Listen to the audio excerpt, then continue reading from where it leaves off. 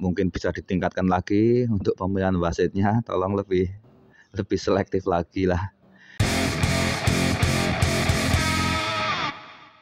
Selamat datang di channel Sepak Bola Tarkam, channel yang ngobrolin bola dari sisi supporter Tarkam tentunya. Tapi tidak lupa, saya selalu mendoakan kepada pemirsa semua agar selalu sehat dan banyak rezeki.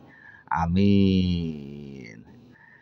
Ya, gelaran AFF U23 di Thailand akhirnya selesai dengan Vietnam sebagai juara.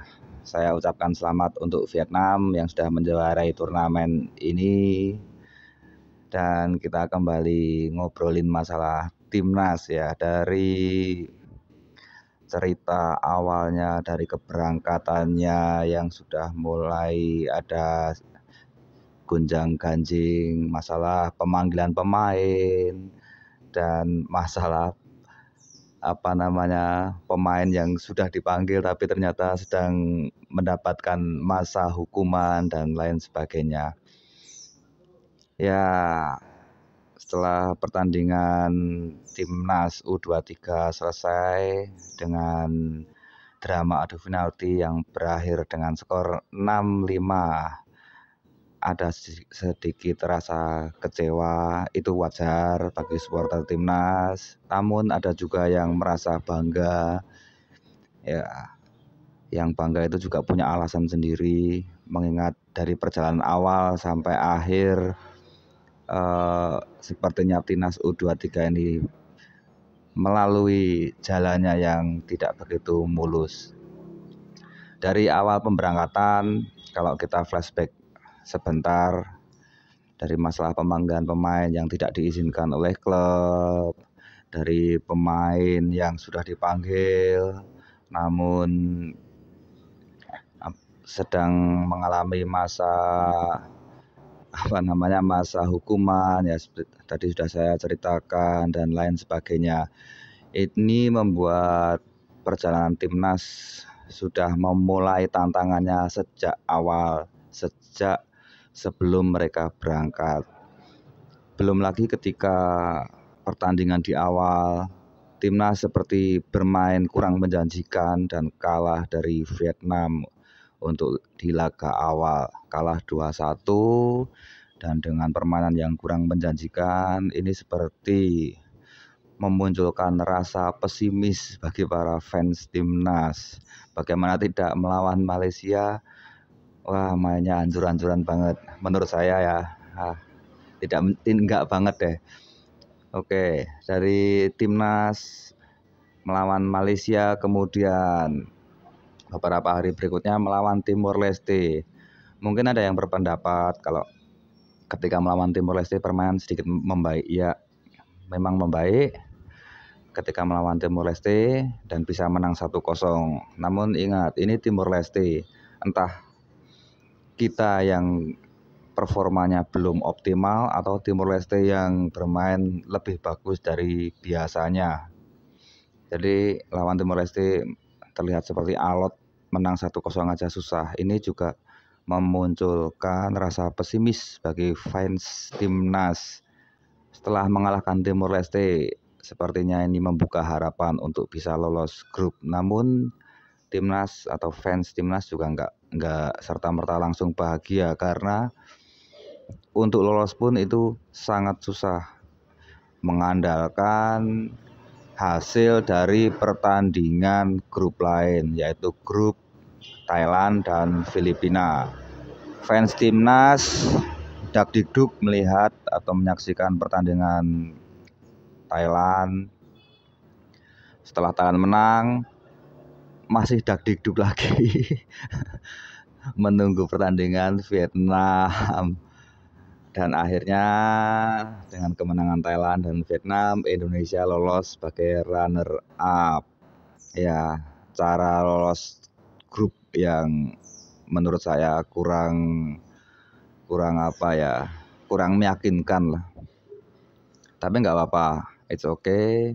Akhirnya timnas lolos, kemudian menantang atau melawan Thailand di sini rasa pesimis dari fans timnas semakin tinggi. Bagaimana tidak, Thailand yang bermain di fase grup dengan sangat meyakinkan, dengan bermain yang bagus, kita akan melawan mereka dengan modal kekalahan dari Malaysia dan kemenangan tipis Timor Leste, juga lolos dengan dibantu grup lain ya.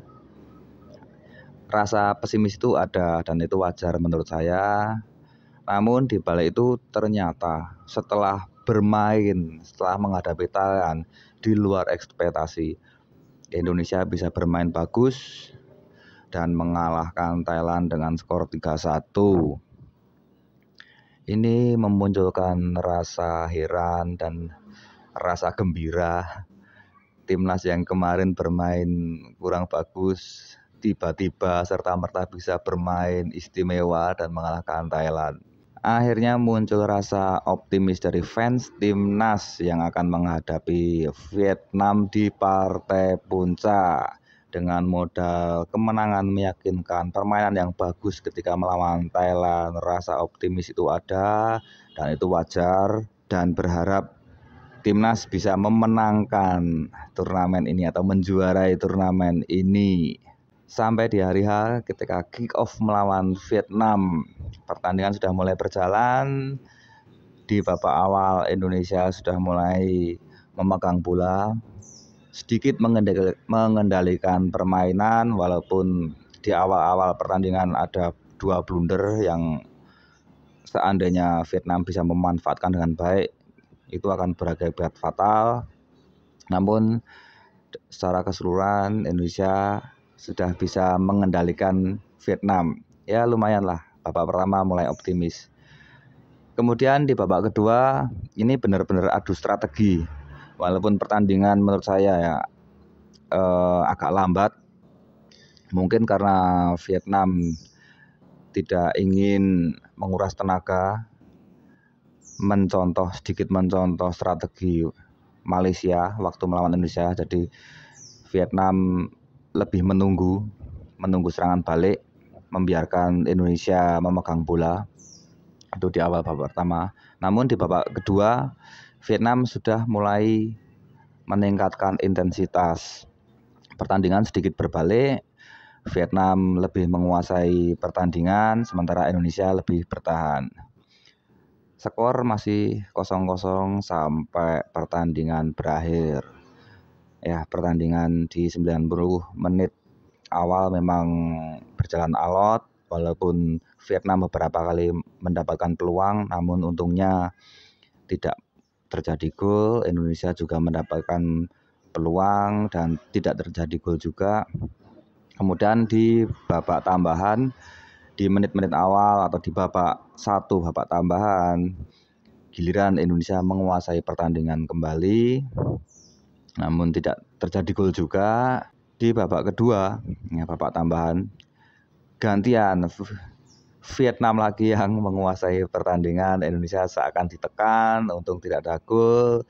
Sayang sekali di menit akhir Indonesia sebenarnya mendapatkan peluang namun tidak terjadi gol juga. Dan sangat disayangkan beberapa waktu sebelumnya, sebelum peluit panjang dibunyikan, Indonesia sebenarnya sudah menciptakan peluang namun wasit menyatakan offside, padahal dari pantauan tayangan ulang Indonesia tidak offset. Tapi ya mau gimana lagi, akhirnya Indonesia melanjutkan ke babak adu penalti, adu tos-tosan, di mana bukan cuma skill namun mental yang berbicara di sini.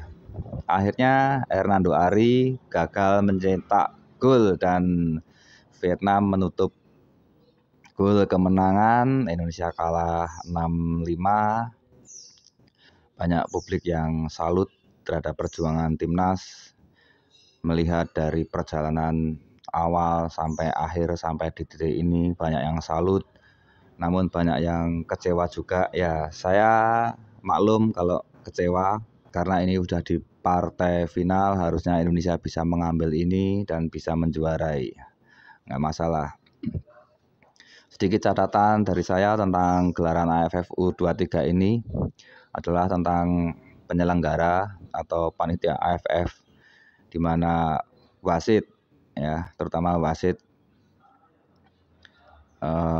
mungkin bisa ditingkatkan lagi untuk pemilihan wasitnya, tolong lebih selektif lagi lah.